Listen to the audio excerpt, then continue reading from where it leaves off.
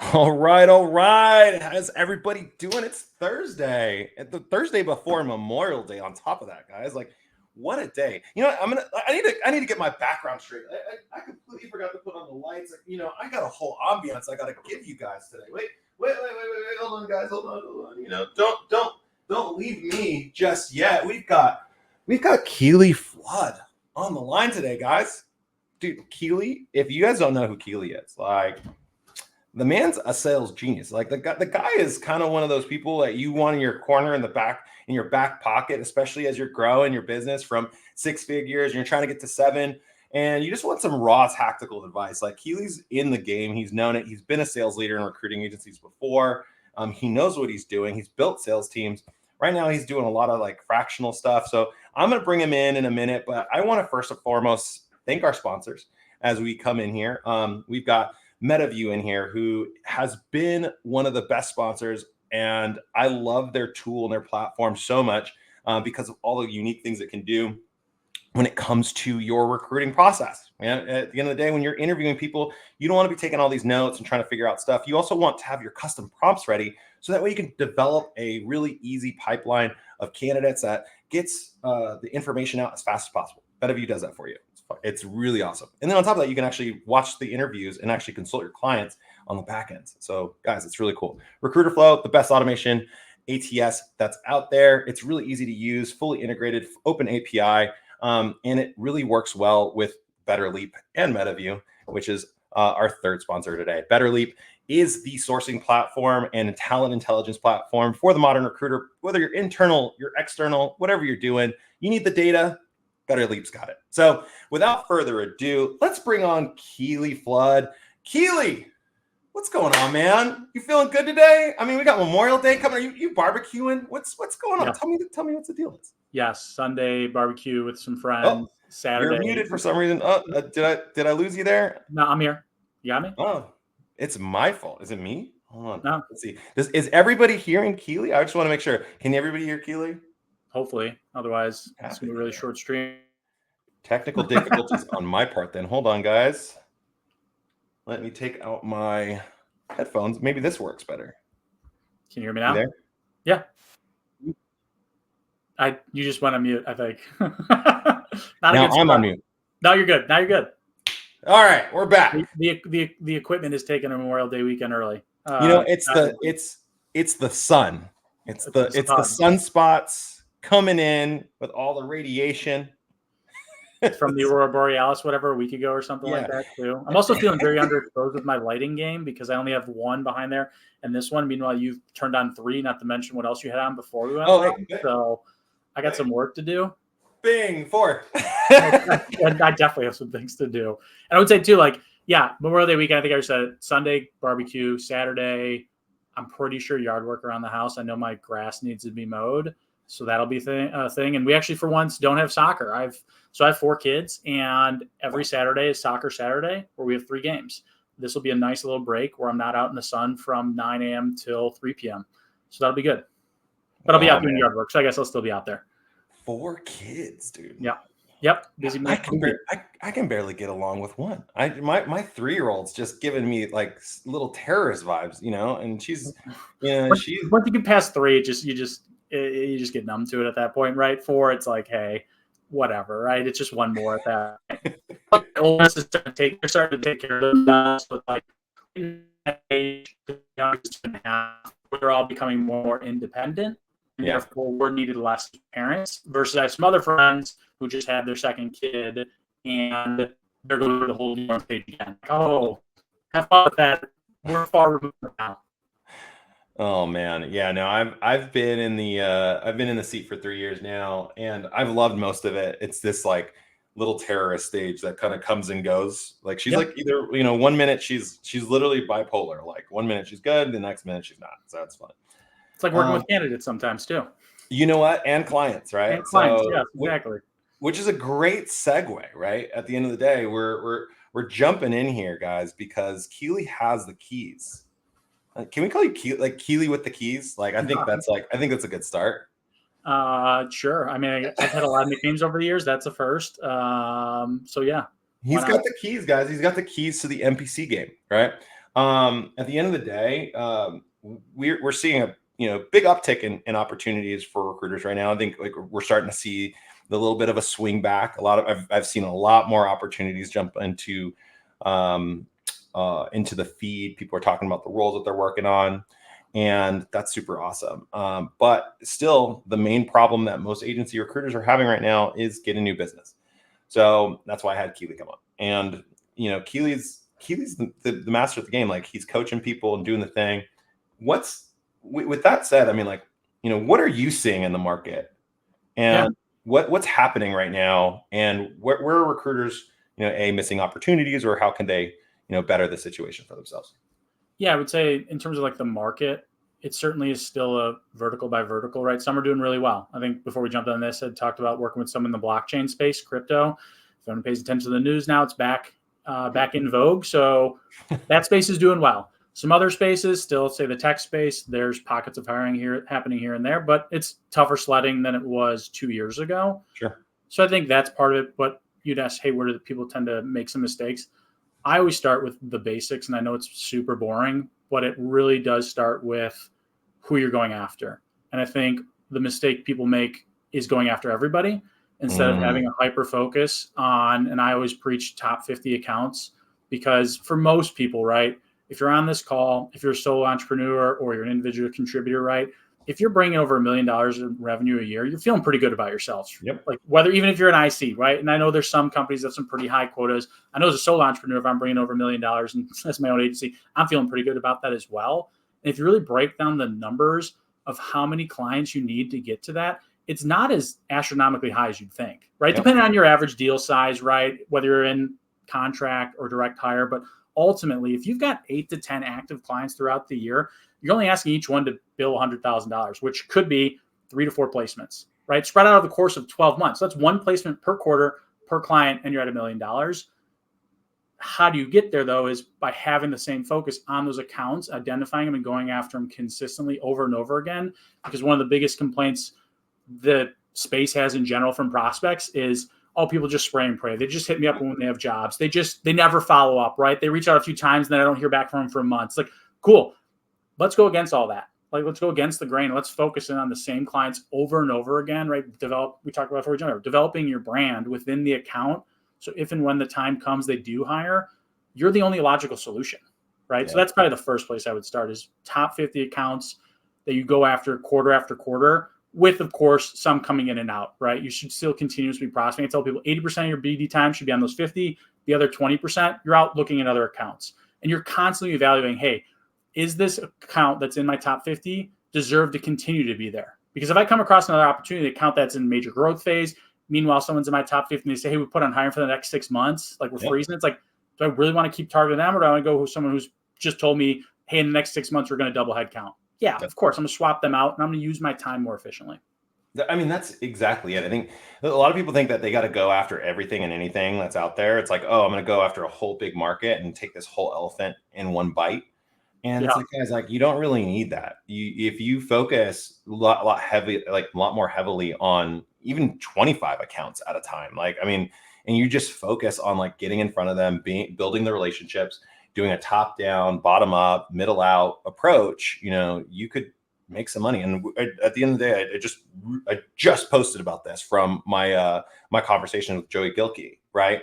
About how we don't follow up, and because of that, we are losing out on millions, if not hundreds of thousands, if not millions of dollars in our pipeline that we just like forgot about because they didn't answer one day. Like, oh, okay, like, I'm gonna go build out a new list. Come on, guys, like it is about that follow-up game. So I completely agree with you on that. I think the follow-up game is there.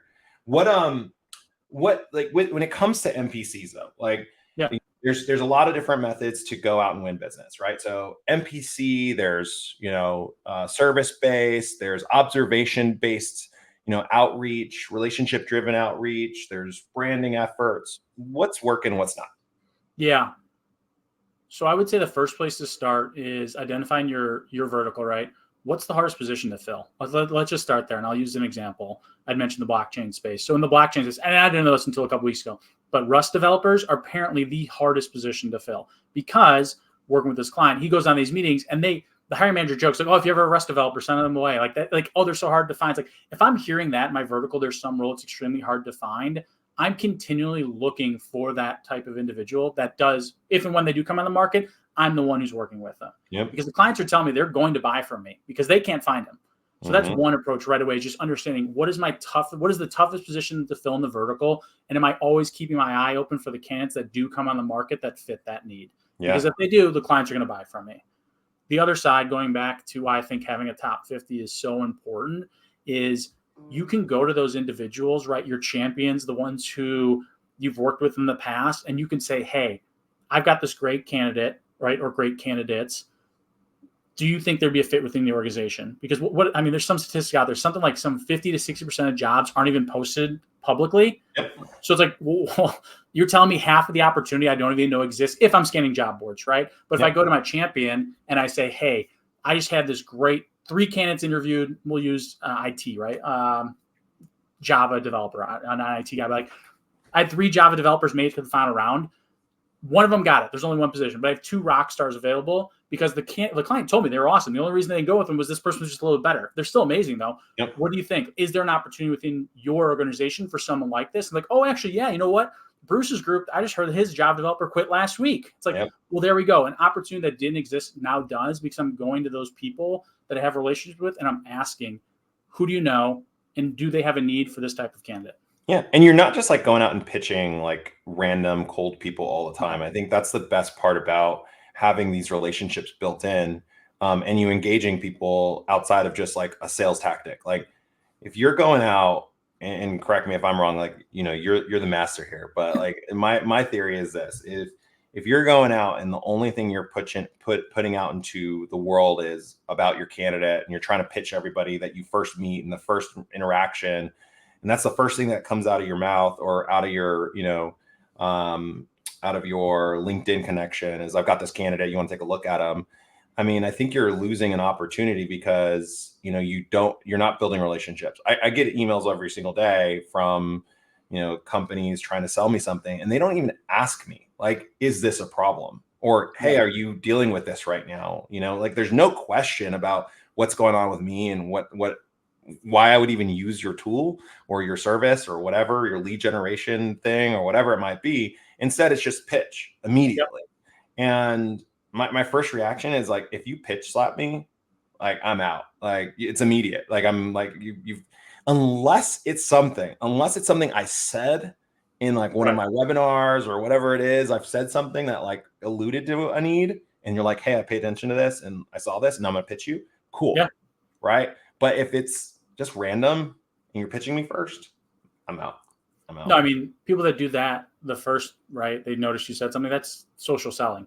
That's what I would consider a great salesperson. I saw a couple weeks ago, someone put up a post around a topic like that, where they had made a post around struggling with some sort of software, and someone had commented saying, oh, I'm interested, or like asked a question, and a rep pitched that person saying, hey, I noticed you commented on so-and-so's post. Yep. Here's what we have. Is this of interest to you? And the person took the meeting. Like they publicly made a post about this BDR saying, hey, I took the meeting because this person noticed this about me. It was very specific and it was very timely too. It was in like 24 hours of this person making the comment. Like, yeah, hell yeah, I'm gonna listen to that person because they've shown, you know, what's the phrase? Show me you know me, right? They've shown me they know me and they know my problem. So I'm going to listen to them. On the flip side, I'm with you. People that pitch slap, like there's nothing worse than accepting a connection request and within an hour getting pitch slapped. But then there's nothing better than deconnecting from them the moment that happens. It's literally a block. Like it's just, yeah, you were done. Like, I can't stand it. And so it's like, it's funny because like you wouldn't do this in public. No. Right. Like you would like, and I always think about this, like we have this whole series that we're building out right now. Like that's just like going up to people and like, you know, I won't even tell you the story. But like like if you went up to somebody and just started like pitch slapping them on the emails that you get on the daily, like, you know what's going to happen, right? Yeah. Like, they're going to call the cops on you. Like, what are you talking about? Like, they'll literally like look at you kind of weird, like what's happening? Now, obviously we're creating the environment for it in LinkedIn, and there's allowing that situation to happen. But like, you know, that's the reality, guys. Like another question that kind of came up in my mind while you were talking about MPCing and like looking at accounts and like reaching out to people about specifically like these hard to fill roles. Like sometimes these hard to fill roles only have one role open. Like Right. if you're, you might, that company might only have 2 Rust developer positions open, right? And, so when you're talking about creating an opportunity to create $100,000 accounts, I call it the LTV of the account, what are you doing to create that opportunity if you're so focused and siloed in one particular role?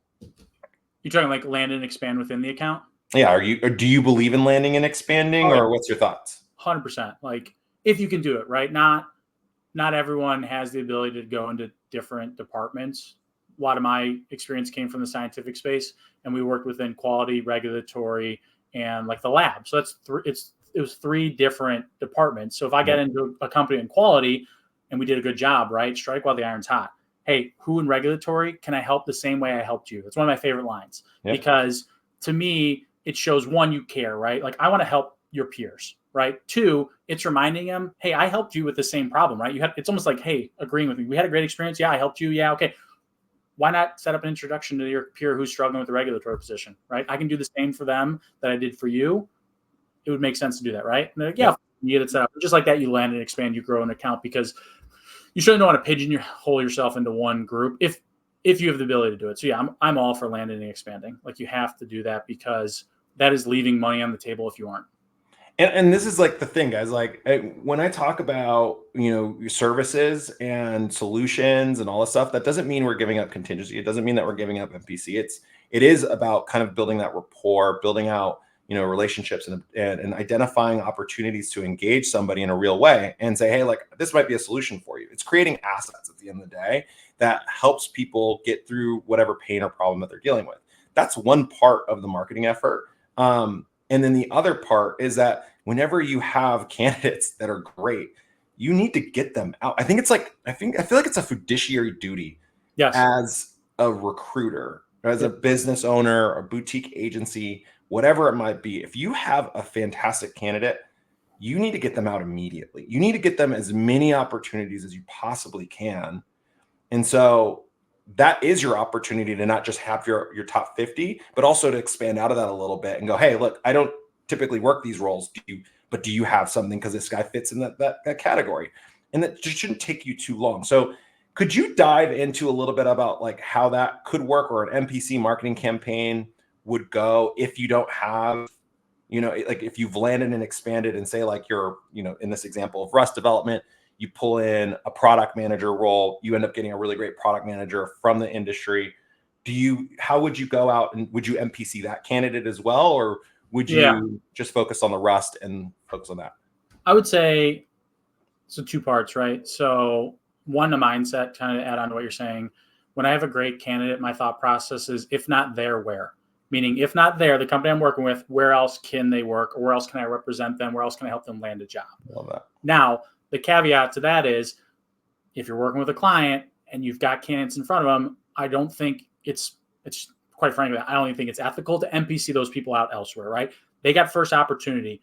But the mindset is, if I have 2 candidates going to the final round and there's only 1 spot, guess what? Someone's not going to make it. Just the numbers say they won't. So now the mindset switches to, if not there, where? Meaning, if one of these 2, it doesn't matter, right? I'm going to start packaging up either one of these individuals and start creating a use case of why I think someone else should hire them. Yeah. Right. And I would even ask, once the candidate that doesn't get the job, I would ask, hey, why didn't they get it? Of course, but what positive feedback? What can you say about this candidate that got them to the final round? Right. Because talk about an impactful, I guess if you want to call it package, if you're sending it out to other individuals and saying, hey, this other manager at XYZ company said this person was phenomenal at these 3 things. Right. That is, not only is it getting your stamp of approval, you've got the stamp of approval from a client. Essentially, they didn't have enough spots for them. Right. We've all had that too. Like, we'd hire them both if we could. It's like, great. Why don't you do it? Oh, no, you can't. Don't have the budget. Cool. Well, that's fine. Can you tell me something? Why'd you love them? What was the reason that you loved them to the final round? Great. I'm going to package it up, and now I'm going to go out to your competitors, right? Because if they work for this company, if they could have worked for them, they would probably work for their competitors. And I'm going to start reaching out to those hiring managers and saying, hey, your competition said this about this individual. The only reason they're not working there now is because there's only 1 spot and there's 2 candidates in front of them. Are you interested in meeting this individual? And see what happens from there.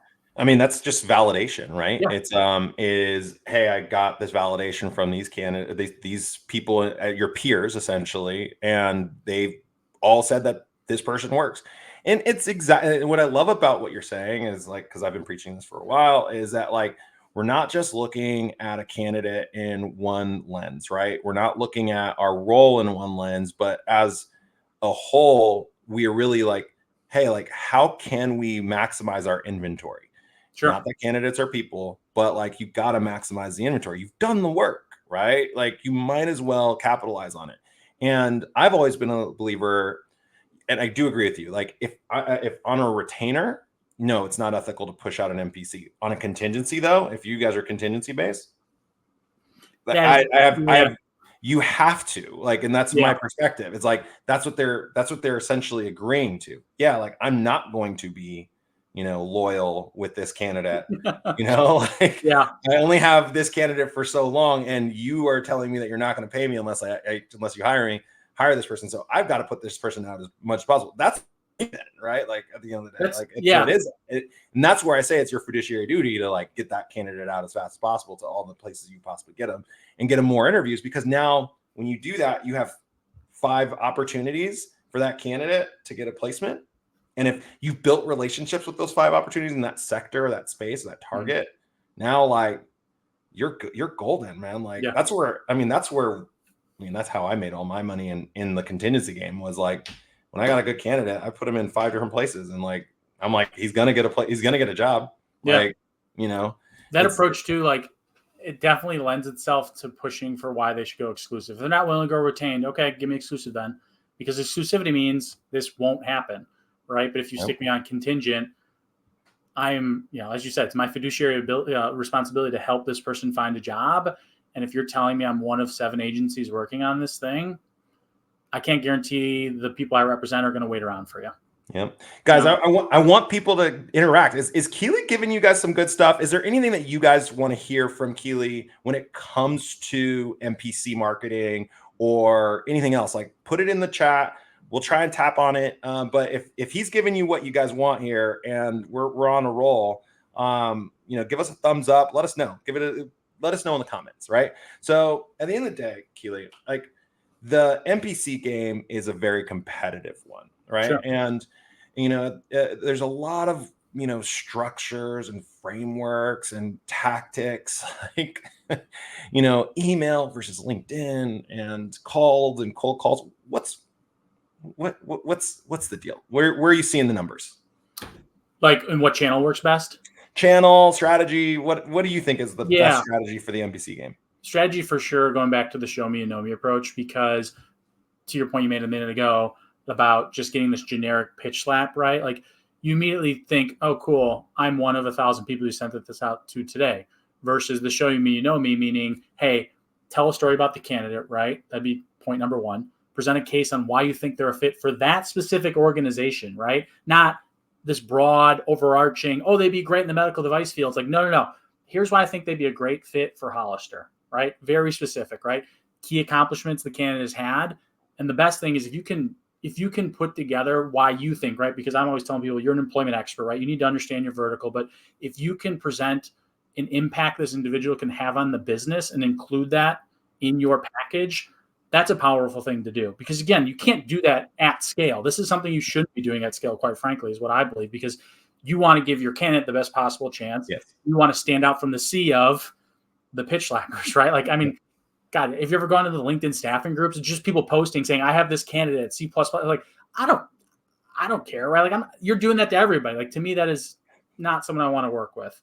But if you're coming and saying, hey, here's their story, here's the impact I think they can have on the business, here's their key accomplishments, and oh, by the way, it took me 7 minutes to write up this email and send it directly to you, it's going to increase your odds of at least having a conversation. There's no guarantee a role is going to be filled, but I think MPCs, step 1, I mean, your fiduciary responsibility is to get them a job. But the other thing is, it's just to have a conversation. We're not going in there thinking like, I got to close this on this call. It's like, no, this person's generating a conversation, which may or may not lead to a placement. And if it doesn't, that's okay. I've now gotten my foot into the door into a new account, which I'm going to build that relationship and then expand from there.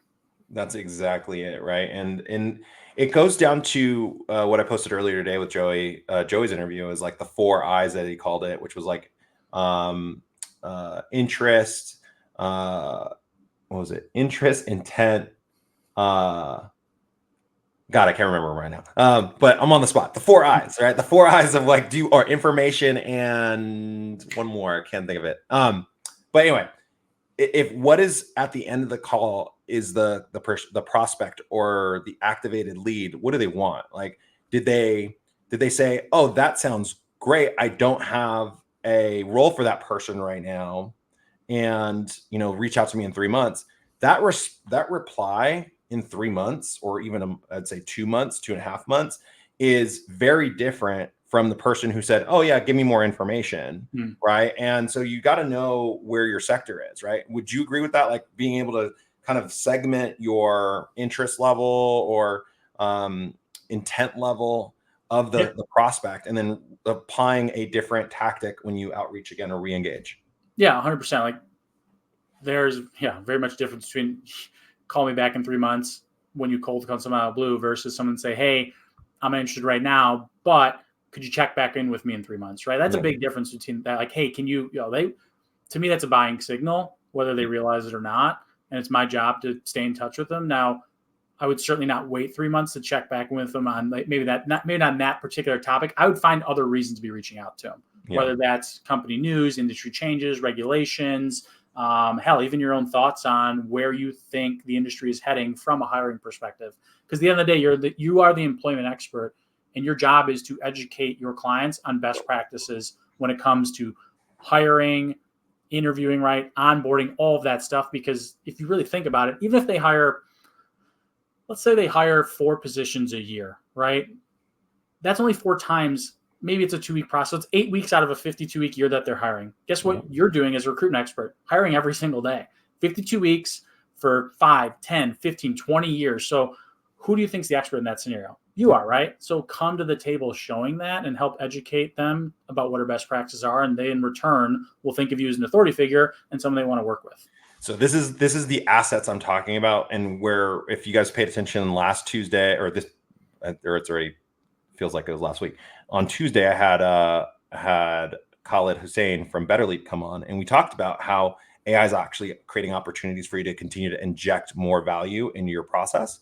And this is what Keely's talking about. Inject more value by giving them, best practices, instead of following up with, well, that candidate's not going to be available in 3 months, right? Like, or some snarky remark like that, or trying to cold or hard sell people on an opportunity with a candidate, or even for the candidate, selling them on a hard sell them on an opportunity you might have.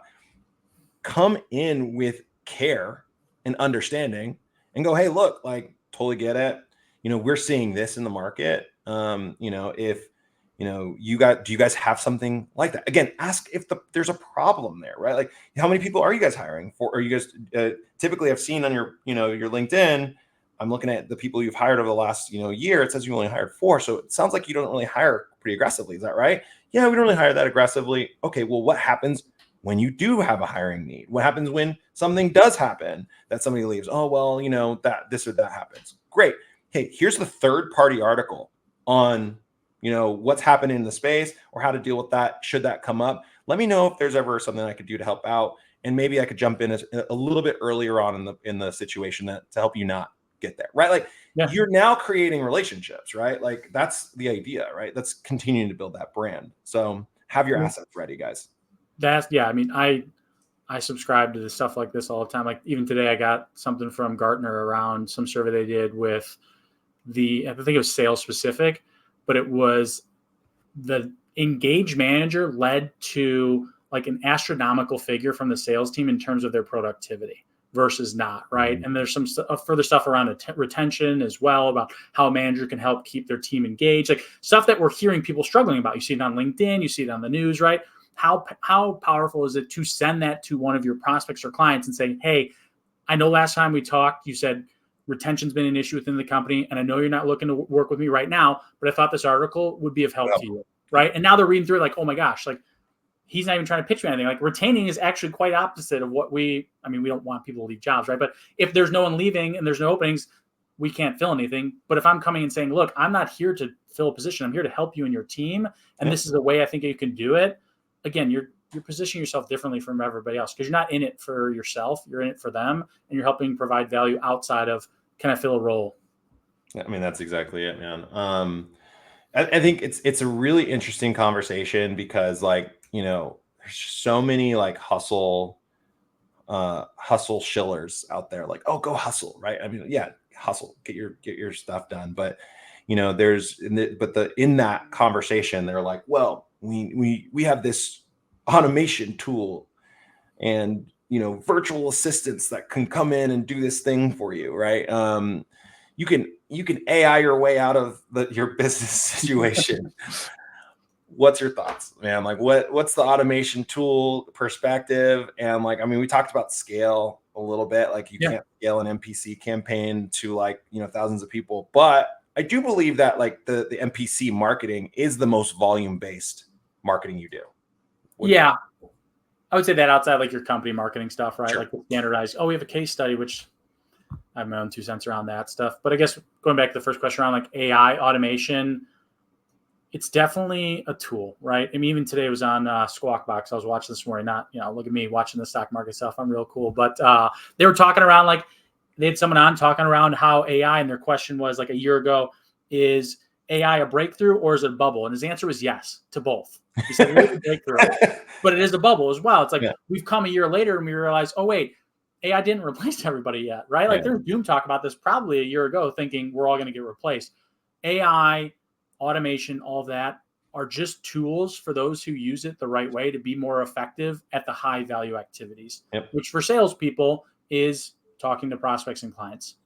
If you're a full desk recruiter, it's talking to candidates, prospects, clients, right? AI is doing some of the heavy lifting, I believe, behind the scenes to allow you to free up your time to do your high value activity of talking to people. Because we're still in a relationship driven business. At least I know me personally, and I was actually Benjamin Manea put up the article the other day about how there was some company that hired a customer service rep that never spoke to an individual. And guess what? Further in the article said, there's a ton of dysfunction at the company, right? Well, talk about like the most unsurprising news I've ever read. Like I know I would never change jobs by just talking to an AI chatbot. I need to talk to an individual. I need to have a relationship with that person, the hiring manager, my future boss, right? Like we're still in a people relationship driven business. AI, I just think, takes place behind the scenes. Yep. I love AI for research. Like it's like one of my favorite things right now. There's actually a hopeful soon sponsor in this situation that I'm talking to. But one of the things that they do is they take 1,000 accounts that you have or that you're looking to target into, and it literally will pull all of the data on that account, on those accounts. And so it'll score rank them based on what you provide. So like, you know, if at the end of the day, you're a recruiter, you're looking for certain signals, it'll tell you, hey, these signals are there. We're going to give them a lead score of 98. And not only we're going to give them a lead score of 98, we're going to like help you find the person who you want to reach out to. Then we're going to scan that person's thing.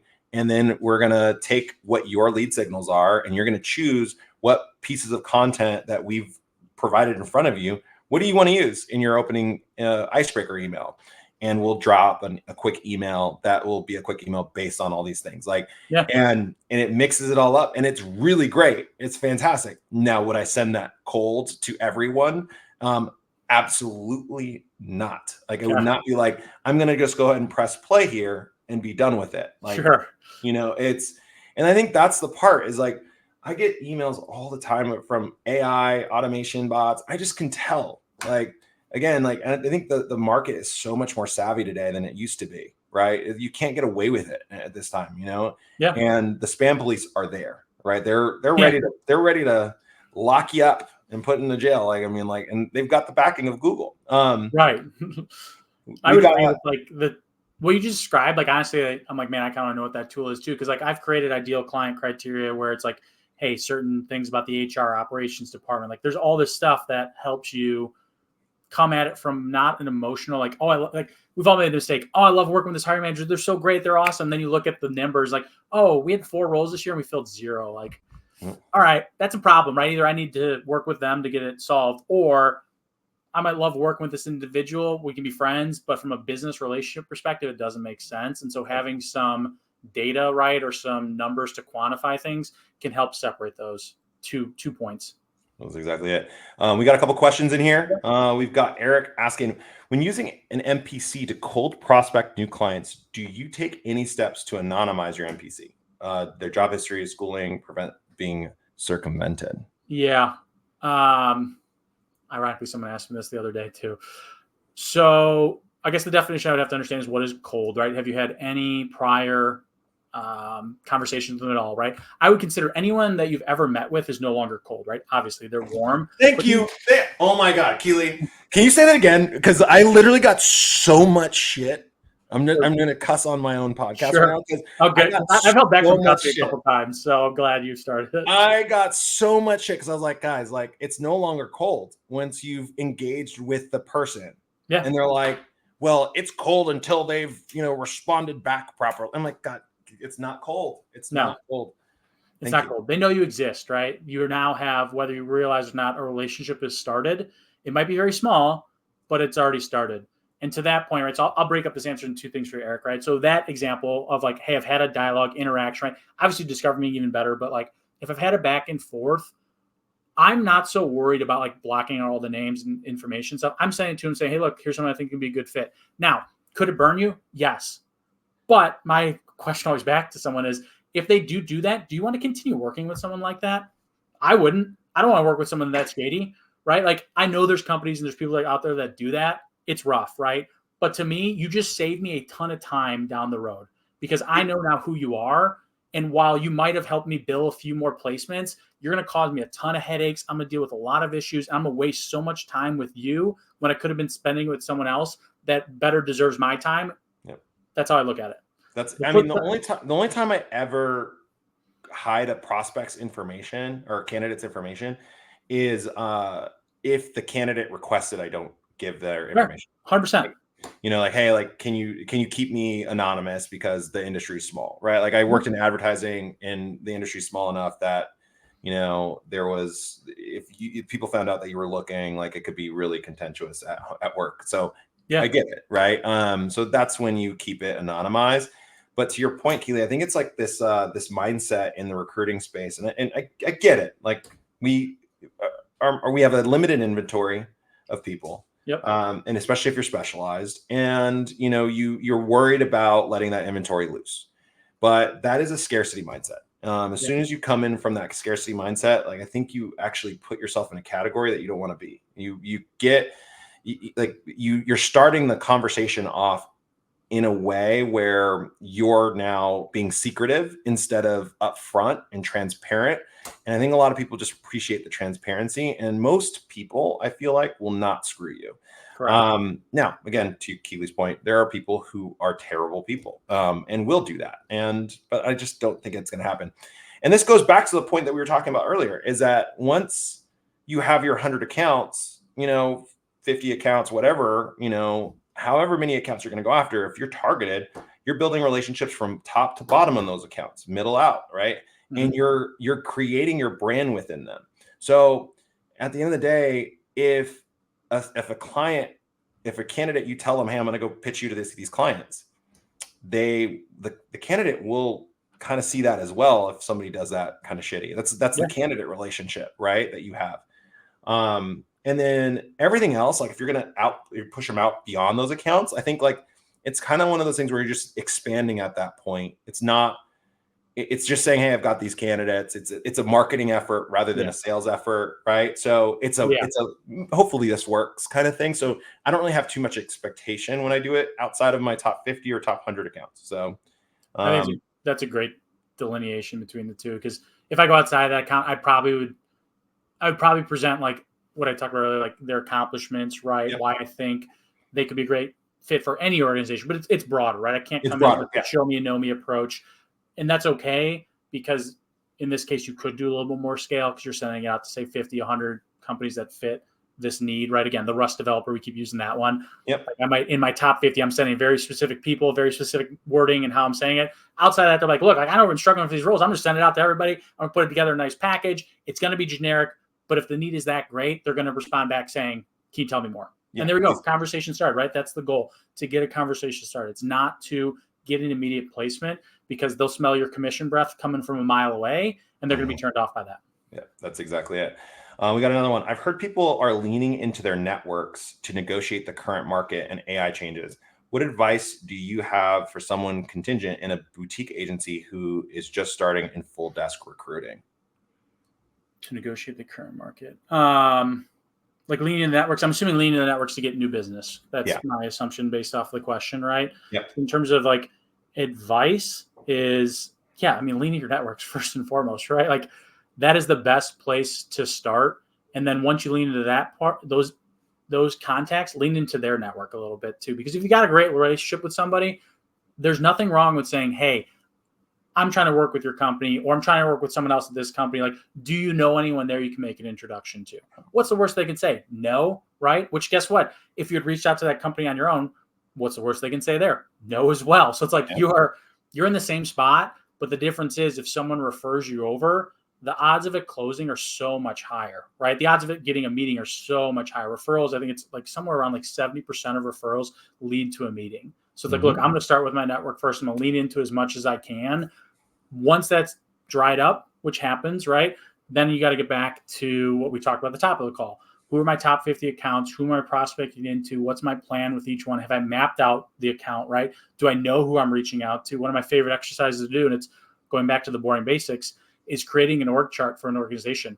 Yep. It's so boring, but it is so impactful, because as you're doing research on an account and you think, okay, in a standard account, right? Let's say regulatory, there's a manager, there's a director, there's a VP, and I'm filling out an org chart. I'm doing the research on it, and I realize I have the VP's name, I have the manager's name. Well, there's a big gap I'm missing right now. Yep. And if I'm targeting those two people, I'm missing a third entry point. So I better go out and find that. Or at the very least, when I talk to one of these individuals, I'm trying to figure out who their boss is or who their subordinate in this case. Yeah, I think that, and Kalina clarifies, she's saying like if you were just starting out and you're developing your network, and I think that the same thing goes, like literally you're developing your network, right? And if it depends, I guess it depends on two things. One, are you in a recruiting agency that is very siloed and like industry focused? They don't let you go and expand out or find your space. In that case, it's a little bit more difficult. What you need to do, in my perspective, as a newbie, is flood the zone,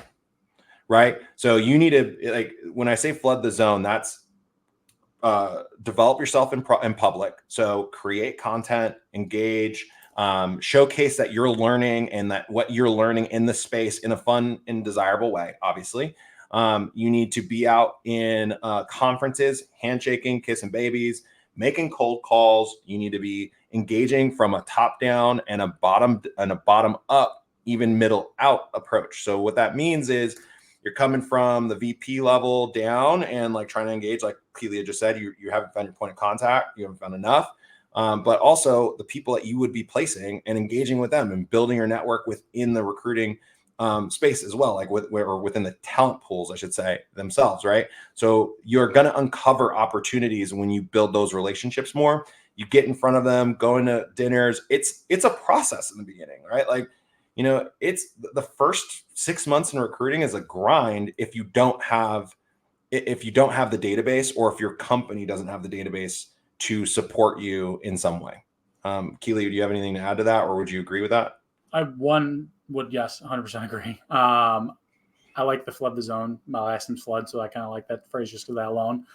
I do like the show you're learning, like the student perspective. People love to see that. Then the other thing I would add, I was writing it down, candidates are a wealth of knowledge, right? Yep. That is like a commonly overlooked thing. And you did say that you're full desk recruiting. So my assumption is you're doing full cycle AK, both fulfillment and out prospecting. Candidates know more about an account than anything you'll find on the internet. That's exactly it. So what you should be doing, one of the best things to do is talk to candidates and ask, like, hey, what is it like working for the organization? Are they hiring in other groups, right? What are the company plans? Why are you looking to leave? I mean, hell, even the simplest questions asking a candidate, how did you get the job? Because if they say, oh, I was placed here by an agency, like, oh, really? tell me a little bit more, right? How was your experience with that? Now you're learning that account is using an agency. You might be learning they're working with Aerotech, Randstad, Beacon Hill, whatever. Like that is account information that is probably not out there on the internet. Yep. And then also understanding why they want to leave too could be important, because if they're saying, well, actually, like they're firing everybody, they're shutting down the business. It's like, great. I saved myself a ton of time. I'm not prospecting this account anymore. I've been prospecting for the last month. No one's responded. Now I probably know why. They're shutting down the business. Boom, get them out, bring someone else in. So those are just two important questions I would ask every candidate and learn from that, and then apply that in your BD efforts later on. Love it. Keely, one last question for you. The fun one, the real serious one. Okay. Look, you got the Silver Fox thing going, man. Sure. Like, I mean, dude, like, look at that swag. You know, Yeah, it's swag. awesome.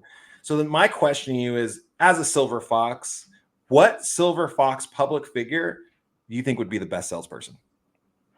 I mean, George Clooney's already out selling. There he is. I mean, hey, the Clooney, he's out there selling left and right. Like whether you realize or not, that man is selling. I think he's invested in quite a few very profitable companies, whether it's his tequila, his coffee business, right? Like the dude can sell. I mean, yes, he can. I mean, it doesn't hurt that he's like literally been ranked as the most. Right. Yeah. That's yeah. I mean, like when I started going gray at 18, I always made the joke. I'm like, I'm just trying to be the next George Clooney without the looks and acting career and massive success. But I've stuck with my guns since then. That one day I'll try to be like him. Yeah, we all aspire, right? Right. Who wouldn't love to be George Clooney? The goal is to make so much money that we go live in Orange County and we take all of our money and get the plastic surgery we need, right? So I don't know about the plastic surgery. I'm afraid of needles, so like that's a big no-no for me. But maybe the Orange County part does sound kind of nice. Being I'm in Chicago, we are in the nice time of the year, so it reminds like, oh, it is kind of nice to like be able to go outside and enjoy the sun. Ask me the same question though in November, I might have a very, very different response.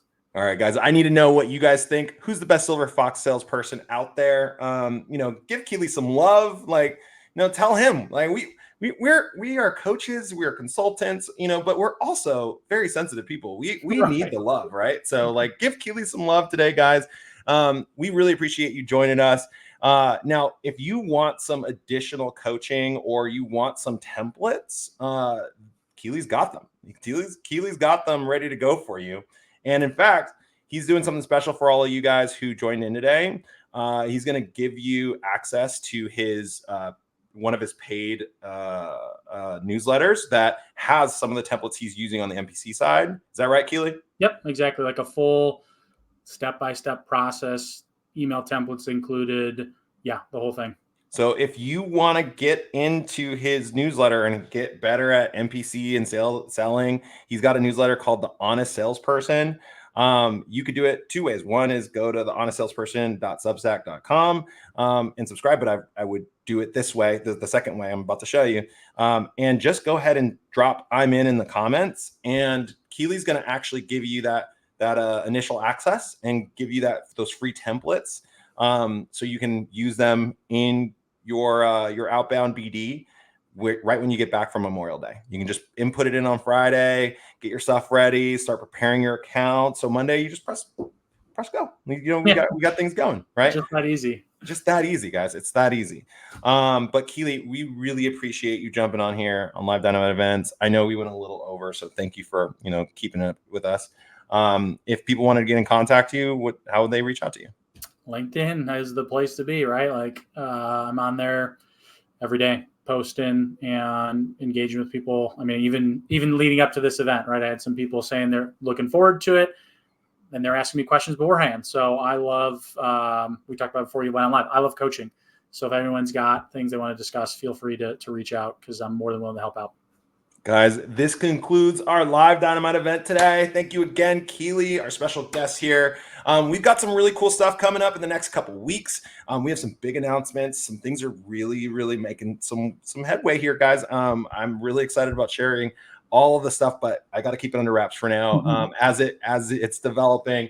But I promise you, it's all about making you guys better every day. Thank you guys for all joining in. Share this with somebody you know. Like, let them know about Keely. Let them know about Recruiting Dynamite. Let them know about the Live Dynamite events. If you found some value in this, don't hide the secrets. Give it away. Give it away, guys. Give it away. We want it. So, it'll help us out. It's the best way we get our engagement. It's the way we make our money. So we appreciate all of your support. And, have a good Memorial Day. Take care. Have a great weekend. All right.